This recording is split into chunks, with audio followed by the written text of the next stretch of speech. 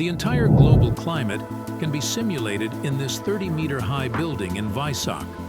Here in the wind tunnel, vehicles can be tested under the most extreme weather conditions.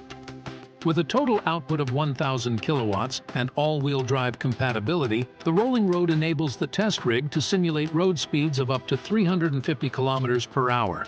The wind tunnel was built according to the Göttinger design, which means that the air recirculates in a closed loop.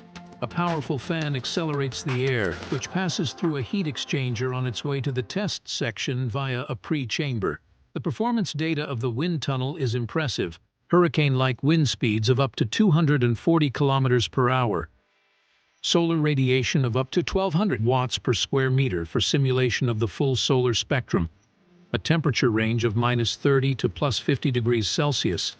And the simulation of all scenarios from tropical monsoon rain to highway spray at a humidity of between 10 and 95%. This enables vehicles to travel from the Arctic Circle over an alpine pass to the Dubai desert in just 3 hours.